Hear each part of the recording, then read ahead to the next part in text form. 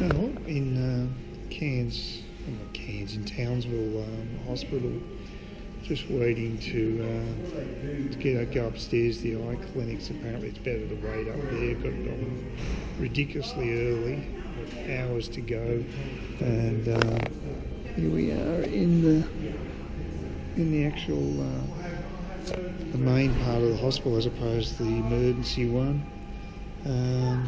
Someone's going to go and escort me upstairs. I think it's the second level where the eye clinic is, and I just vegetate there for a few hours before my actual appointment. I think it's 10:30 or 11 or whatever. So yeah, got a few hours to burn, quite a few hours to burn before things happen, unfortunately, but better to be here than not be here, I guess. Yeah, got a female taxi driver, and she was quite chatty. She's travelled a bit herself in Southeast Asia and also China, and we were comparing notes, so that was quite interesting. Yeah, she contracted malaria when she's on a trip, which is a bit rough. She'd done a Mekong Delta tour on board a ship which had her own cabin and what have you, so stayed overnight on the water. That may have been where she contracted it. I thought it was highly unlikely she would have contracted it in Nha Trang. Being on the beach, it's not a place you'd normally be high risk for malaria, I would have thought. Jungle areas would be more of the go, but she wasn't sure. That's when it actually started to manifest itself, so it doesn't mean that's when she was bitten.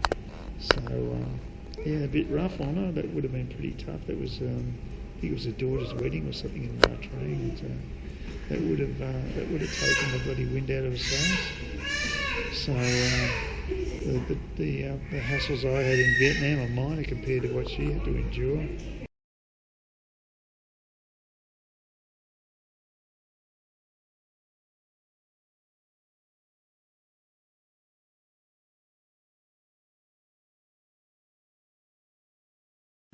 There's the old Cyclops. Look, I had to wear this all night and make sure my face was down, lying down there, which on the bed, which was a bit uncomfortable, so I didn't get that much sleep.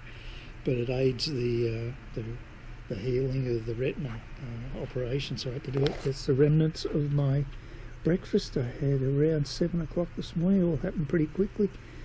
Cornflakes, fruit. They had only tea, but I got a coffee sachet and a bit of bread and jam, and that's basically breakfast, so that was all fine. And now I'm just going to go downstairs to have my last consult, and then get my transport all organised, which might well be a bus back to Cairns. Once I get my meds in here, I'm pretty well set to go to the nurse's station and get my last consult before trying to get back home. So we'll see how it all goes. Any luck, I might be out of here around midday or so. I get a bus around then. Well, there's a 1 o'clock bus, I know that. So there might be an early one, so fingers crossed. Yeah, I had to have 9 eye drops in the left eye prior to the actual procedure yesterday. So that took some time. So yeah, it's quite a protracted process. It probably took about 40-45 minutes to get all those in there, and but we got in the operating theatre probably about 45 minutes after that all finished. And apparently I was given the option of a local or a general anaesthetic, but I said to the anaesthetist, you make the choice. And I also made the observation, I guess, if they're worried about me moving, obviously a general's better for the surgeon. So I thought, well, that's the way to go. So I went down the general track, and apparently it took less than 2 hours, which is pretty well standard. So hopefully it all went smoothly, but I'll find out what the results are today when this monster mask's taken off me. Okay, I just had the patch removed, and as you can see, my face is quite red. It was quite a task for the nurse to remove these strips from around the actual patch, because it was really well adhered. And they checked my the pressure in my eyes, and it's up a little bit in the left. That's because I had to take my eye drops for a couple last night or this morning.